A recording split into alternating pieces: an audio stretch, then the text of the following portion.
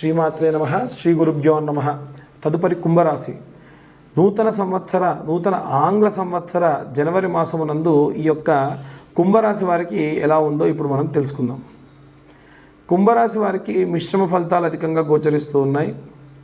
అయితే మిశ్రమ ఫలితాలు ఉన్నప్పటికీ జరిగేటువంటి పనులలో ఎందుల్లో ఆటంకం ఉండదు. ఎందుకంటే శని స్వక్షేత్రమైనటువంటి కుంభంలోకి వచ్చి అది కూడా ఓ పక్క బుధాదిత్య యోగం నడుస్తూ ఉంది కనుక చాలా మంచి వాతావరణం అని చెప్పొచ్చు. కానీ వ్యాపారంలో నో లాస్ నో ప్రాఫిట్ లాగా జరుగుతుంటుందండి. వ్యాపారస్తుల విషయంలో ముఖ్యంగా నో లాస్ నో ప్రాఫిట్ అయితే నష్టం ఏముంటుంది అయ్య గారు? లాభం రాదు, నష్టం రాదు. పెట్టిన పెట్టుబడి వస్తుంది అంటే ఇతని కష్టం పాపం కష్టపడే యజమానికి కళ్ళ ముందు చూస్తుంటే అతని దగ్గర పనిచేసేవాడు జీతం తీసుకుంటాడు, అతని దగ్గర పనిచేసే వాళ్ళకు సహాయం చేసేవాళ్ళు జీతం తీసుకుంటారు, రోజువారి హమాలి జీతం తీసుకుంటాడు. ఇతనికి మాత్రం నో లాస్ నో ప్రాఫిట్ అంటే నష్టం ఏముండదు, లాభం కూడా ఏముండదు.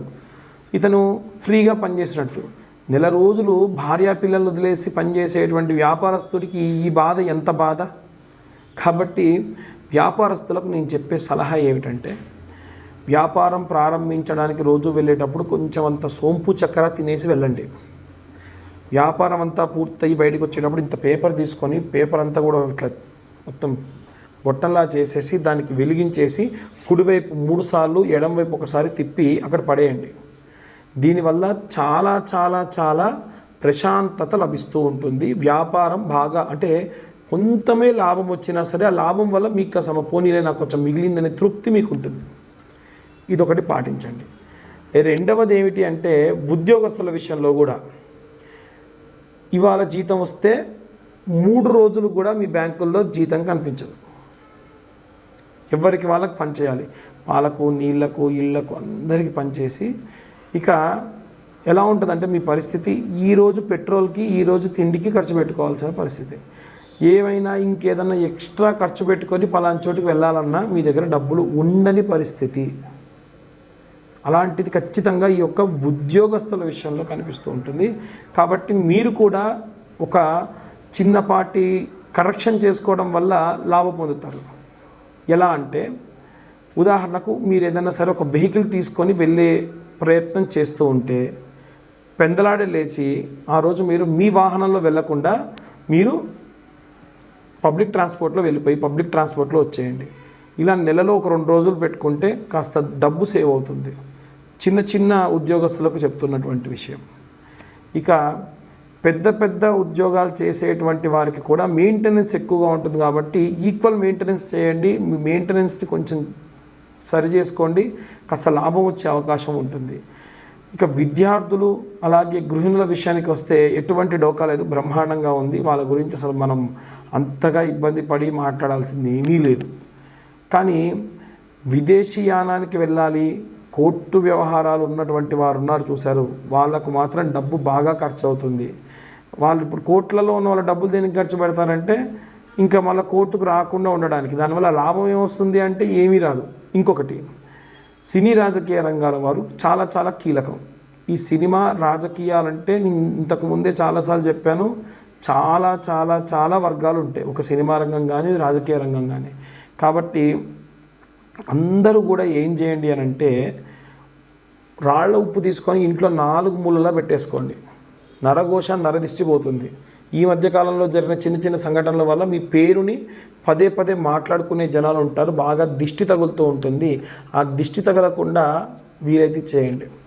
పిల్లలు ఎవరైనా సరే ఒకవేళ చిన్న పిల్లలు నిద్రలో ఉలిక్కి పడుతున్నారు, బాగా ఇబ్బంది పడుతూ ఉన్నారు, రకరకాలైనటువంటి కలవరింతలు ఎక్కువగా ఉన్నాయని కుంభరాశి వాళ్ళలో ఎక్కువగా చూస్తూ ఉంటాం. వాళ్ళకి ఏం చేయండి అంటే తల్లులు ముఖ్యంగా ఆ కుంభరాశి పిల్లలు ఉంటే వాళ్ళ తల్లులు చేయాల్సిన పని కంటికి కాటుక పెట్టుకొని ఒక కోడిగుడ్డు తీసుకొని ఈ కంటికున్న వాళ్ళు పడుకున్న తర్వాతకి కంటికున్న కాటుకను తీసి కోడిగుడ్డుకు 2 కళ్ళు ముక్కు నాలుక పెట్టి కుడివైపు 3 సార్లు ఎడంవైపు ఒకసారి తిప్పి ఒక కవర్లో వేసి రాత్రి జనసంచారం లేని సమయంలో 3 బాటల మధ్యలో వేసి వెనక్కి తిరిగి చూడకుండా వచ్చేయండి.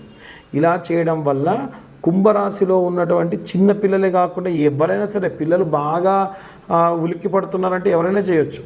కానీ కుంభరాశిలో ఉన్నటువంటి పిల్లలు అధికంగా చేస్తూ ఉంటారు, కలవరిస్తూ ఉంటారు, మౌత్ ట్యాంపరింగ్ అవుతూ ఉంటుంది. కాబట్టి ఇలా చేయడం వల్ల స్వస్థత చేకూరుతుంది. ఇక ప్రత్యేకంగా బుధాదిత్య యోగం వల్ల ఎలాంటి రెమెడీస్ తీసుకోవాలో ఇప్పుడు మనం తెలుసుకుందాం. ఇప్పుడు నేను చెప్పే వీడియో 12 రాశులకి 12 రాశులకి కూడా ఎండింగ్లో వేసుకోండి. 2025 నూతన ఆంగ్ల సంవత్సరం జనవరి మాసం నందు బుధాదిత్య యోగం రానుంది. ఈ బుధాదిత్య యోగము అంటే బుధుడు సూర్యుడు కలిసి ఉండడం వల్ల మన 12 రాశులకి, ఈ ఒక్క రాశి వారికి కాకుండా 12 రాశుల వారికి కూడా చాలా చాలా అనుకూలంగా ఉండబోతుందని మనం చెప్పవచ్చు.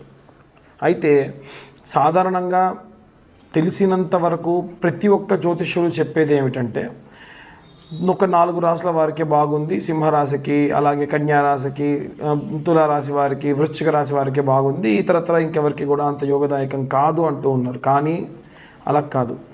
యోగం ఉన్న సమయంలో మనం దానికి తగ్గటువంటి పూజాది క్రతువులు, చిన్న చిన్న మార్పులు, చిన్న చిన్న రెమెడీస్ చేసుకోవడం వల్ల అత్యుత్తమమైనటువంటి ఫలితాలు మీరు పొందవచ్చు.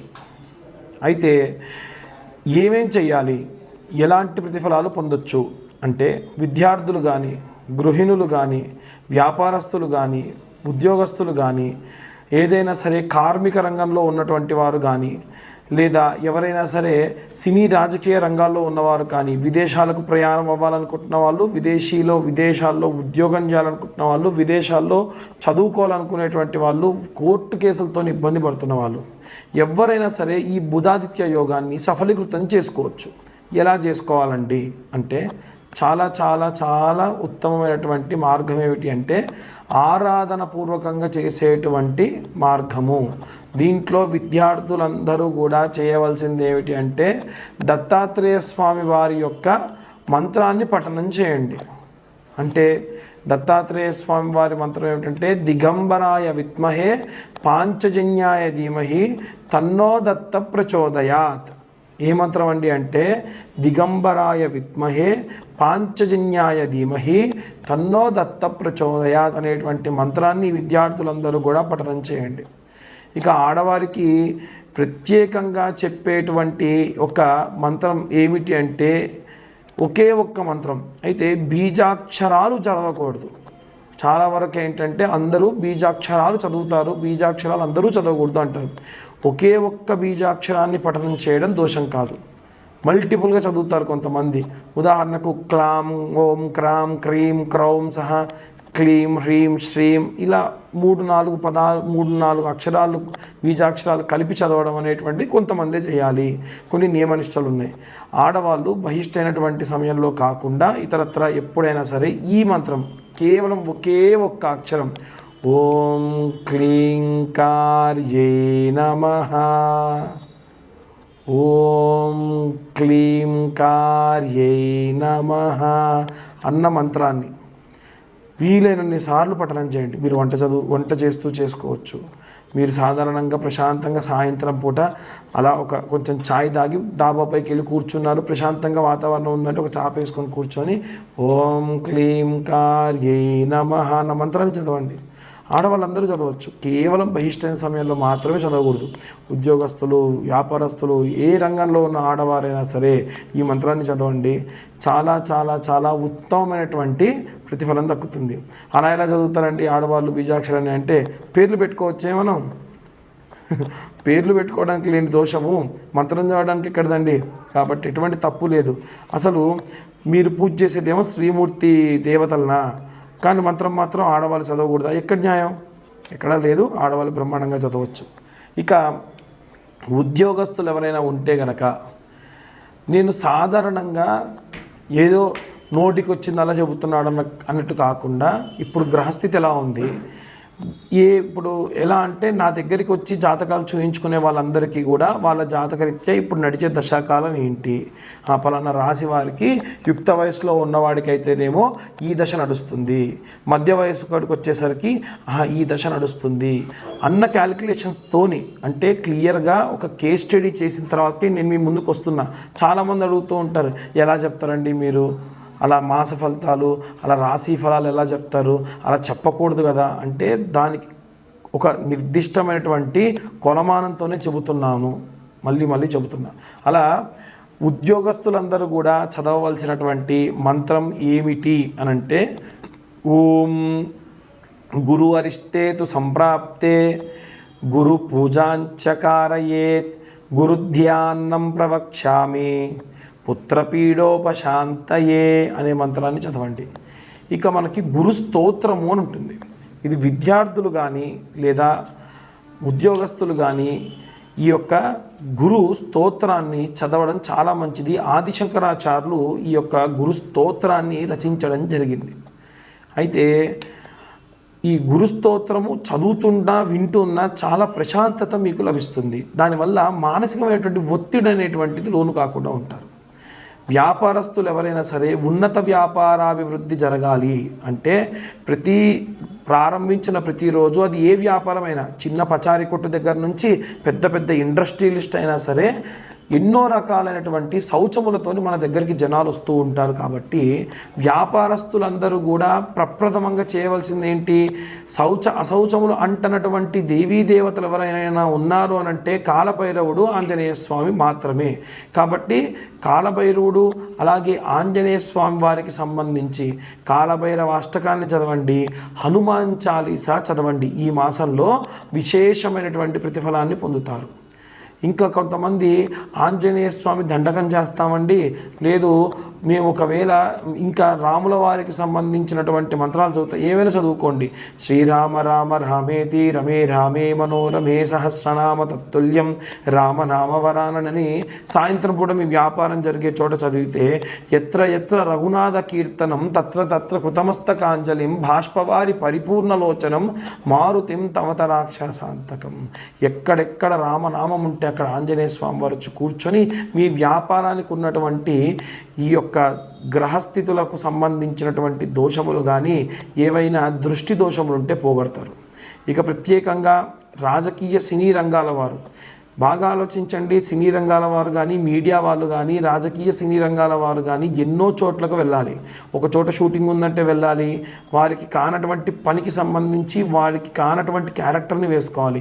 రాజకీయాల్లో ఉన్నవారు కూడా అంతే కదూ, వారికి రిలేషన్ ఉందా లేదా అని తేడా లేకుండా ప్రజలందరి దగ్గరికి కూడా వెళ్ళి వారి యొక్క బాగోగులు కనుక్కోవాలి. పూర్వం రాజులు కూడా ఈ రకమైనటువంటివే చేసేవాళ్ళు. ఏమిటంటే దుర్గా కవచము అని ఉంటుందండి. ఈ దుర్గా కవచాన్ని రోజు మీరు మంత్రంగా పెట్టుకొని వినడము అలాగే చదవడం చేయండి.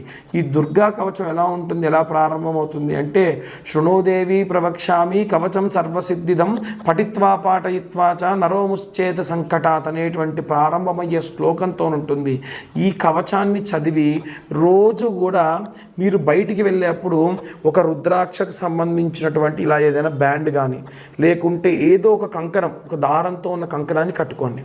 బయటికి వెళ్ళేటప్పుడు ఈ కవచం చదువుకొని దాన్ని కట్టుకొని తర్వాతకు మళ్ళీ అలాగే వచ్చేసి అది విప్పేసి అక్కడ పెట్టండి. ఇది సినీ రాజకీయ రంగాల వారే కాకుండా ఏదైనా ఉద్యోగస్తులు, ఏదైనా బయట విదేశాలకు వెళ్ళాలనుకునేటువంటి ఉద్యోగస్తులు, లేదా ఏదైనా కోర్టుకు సంబంధించి పనులు ఉన్నటువంటి వాళ్ళు, విదేశాల్లోకి వెళ్ళేటువంటి విద్యార్థులు ఎవరైనా సరే ఈ యొక్క మంత్రాన్ని చదివి ఆ కవచాన్ని చేతికి కట్టుకొని వెళ్ళండి. మంచి మంచి శుభ ఫలితాలు పొందవచ్చు. ఇక ఇవన్నీ కూడా ద్వాదశ రాశుల వారందరూ కూడా పాటించవచ్చు. జాతకం గురించి మాకు ఫోన్ చేసే వాళ్ళు ఉచితంగా చెప్పమని కానీ లేకుంటే వారు ఇచ్చేటువంటి డేట్ ఆఫ్ బర్త్ టైం లేకుండా చెప్పమంటున్నారు. డేట్ ఆఫ్ బర్త్ టైము లేకుండా ఒక కొలమానం అనేది లేకుండా చెప్పడం కష్టం. కాబట్టి దయచేసి అందరికీ కూడా విజ్ఞప్తి, మీరు పుట్టినటువంటి తేదీ, సమయము, పుట్టినటువంటి ప్రదేశము